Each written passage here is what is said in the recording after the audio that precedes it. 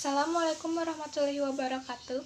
Kami dari kelompok 8 dengan beranggotakan Adinda Nala Pusparizkia dengan NPM 2050644, Alpina Siti Nursadiah 2050665, Dia Indriani 2050656, Helen Ananda 2050655, Suci Sukma Purwandini 2050647 akan menjelaskan tentang konsep sistem peredaran darah dan sistem rangka makhluk hidup serta implikasinya dalam pembelajaran IPA di SD.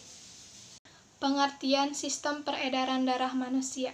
Sistem peredaran darah adalah suatu sistem organ yang memiliki fungsi memindahkan zat ke sel dan dari sel. Sistem yang disebut juga sistem kardiovaskular ini membantu stabilitas suhu dan pH tubuh. Sistem peredaran darah merupakan bagian dari kinerja jantung dan jaringan pembuluh darah. Sistem kardiovaskuler dibentuk. Inilah yang menjamin kelangsungan hidup organisme. Organ sistem peredaran darah manusia. Yang pertama, jantung. Jantung adalah organ vital dalam tubuh manusia yang memiliki fungsi untuk memompa darah ke seluruh tubuh. Yang kedua, pembuluh darah. Pembuluh darah berfungsi untuk meredarkan darah dari jantung ke berbagai organ dan jaringan tubuh atau sebaliknya. Ada dua jenis pembuluh darah di dalam tubuh, yaitu arteri dan vena. Yang ketiga, darah. Darah merupakan komponen paling penting dari sistem peredaran darah pada manusia. Darah pada manusia terdiri atas beberapa bagian yang meliputi, yaitu yang pertama, plasma darah. Plasma darah merupakan cairan berwarna kekuningan yang mengandung berbagai zat penting seperti hormon dan protein. Yang kedua, sel darah merah yang berfungsi sebagai pembawa oksigen dan karbon dioksida. Yang ketiga, sel darah putih yang merupakan komponen utama dari sistem kekebalan tubuh. Yang keempat, keping darah. Keping darah ini sangat dibutuhkan oleh tubuh karena untuk menunjang proses pembekuan darah saat terjadi luka atau cedera. Selanjutnya, mekanisme sistem peredaran darah pada manusia. Yang pertama, sirkulasi sistematik. Sirkulasi sistematik merupakan sirkulasi darah yang mencakup seluruh tubuh. Sirkulasi ini berlangsung ketika darah bersih yang mengandung oksigen mengisi serambi kiri jantung melalui vena pulmonalis setelah melepaskan karbon dioksida di paru-paru. Yang kedua, sirkulasi pulmonal. Sirkulasi pulmonal atau sirkulasi paru merupakan sirkulasi darah dari jantung menuju paru-paru atau sebaliknya. Sirkulasi ini berlangsung saat darah yang mengandung karbon dioksida dari sisa metabolisme tubuh kembali ke jantung melalui pembuluh vena darah atau vena cava. Yang ketiga, sirkulasi koroner. Sirkulasi koroner adalah sirkulasi darah di pembuluh darah yang memasuk ke otot jantung atau miokardium. Arteri koroner mensuplai darah beroksigen ke otot jantung, dan pembuluh darah jantung mengeringkan darah setelah terdeoksinasi. Pengertian sistem rangka.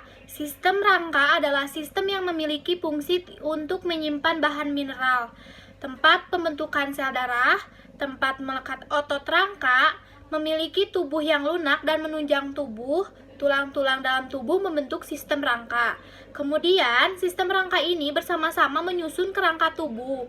Sistem rangka membentuk dasar dari tubuh manusia. Bagian rangka manusia. Rangka kepala. Rangka kepala ini bisa disebut juga dengan tengkorak. Tulang kepala manusia itu sendiri mempunyai bentuk yang pipih, saling mengkait, saling menyatu, dan sehingga bisa membentuk tempurung kelapa yang kokoh. Fungsi dari tengkorak itu sendiri adalah untuk melindungi otak.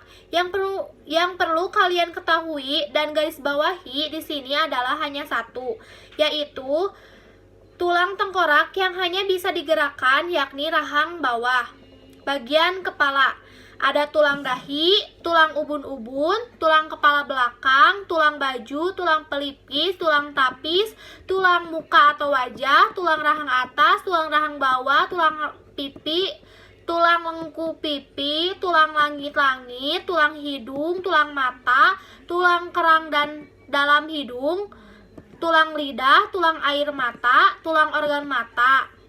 Rangka badan merupakan tulang yang tersusun dan saling bersambungan yang ada di dalam tubuh. Hal ini dikarenakan ada beberapa tulang yang sudah menyatu, misalnya tulang ubun-ubun bayi. Tidak hanya terjadi pengurangan jumlah tulang saja, nantinya tulang juga menjadi semakin keras. Ruas tulang belakang, ada 7 ruas tulang leher, 12 tulang ruas punggung, 5 ruas tulang pinggang, 5 ruas tulang kelangkang, 4 ruas tulang ekor. Tulang dada. Tulang dada terdiri dari 1 tulang dada luhu, 1 tulang dada badan, 1 tulang dada tanjung pedan. Tulang rusuk. Tulang rusuk terdiri dari 7 pasang tulang rusuk sejati, 3 pasang tulang rusuk palsu, dan 2 pasang tulang rusuk melayang. Tulang gelang bahu terdiri dari 2 tulang belikat, 2 tulang selangka. Dan yang terakhir ada tulang gelang punggul yang terdiri dari 2 tulang duduk, 2 tulang kemaluan, dan 2 tulang pinggul. Rangka anggota gerak itu terdiri dari atas tulang-tulang anggota gerak atas atau lengan dan juga tulang-tulang anggota gerak bawah atau tungkai. Tulang lengan terdiri dari atas tulang lengan atas, tulang pengupil, tulang hasta, tulang penggelangan tangan, tulang telapak tangan, ruas tulang jari tangan. Tulang tungkai terdiri dari tulang paha, tulang tempurung lutut, tulang kering, tulang betis, tulang tumit, tulang pergelangan kaki, tulang telapak kaki, tulang jari kaki, dan ruas tulang jari kaki 1. Baik, di sini saya akan menjelaskan tentang jenis-jenis sendi pada manusia. Hubungan antar tulang disebut artikulasi. Hubungan antar tulang yang memungkinkan pergerakan disebut persendian. Berdasarkan dapat tidaknya digerakkan hubungan antar tulang dibedakan atas diartrosis atau hubungan antar tulang yang dapat digerakkan. Lalu ada amfiartrosis atau hubungan antar tulang yang digerakkannya terbatas.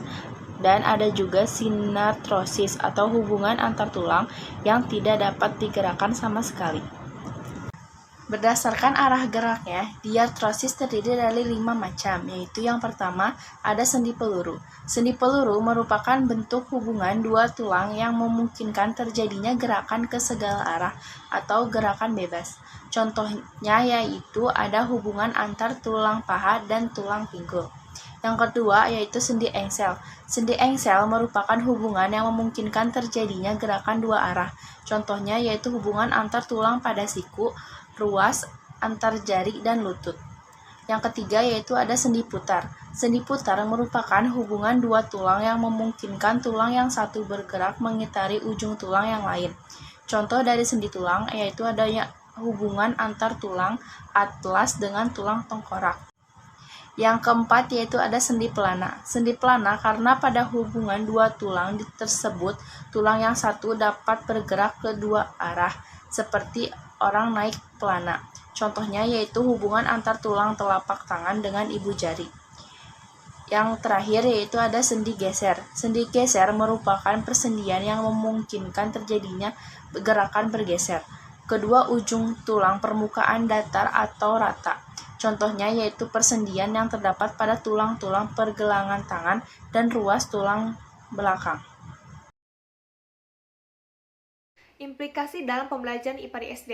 Yang pertama, implikasi pembelajaran materi peredaran darah manusia, yaitu dengan menggunakan metode ceramah dan metode role playing atau bermain peran.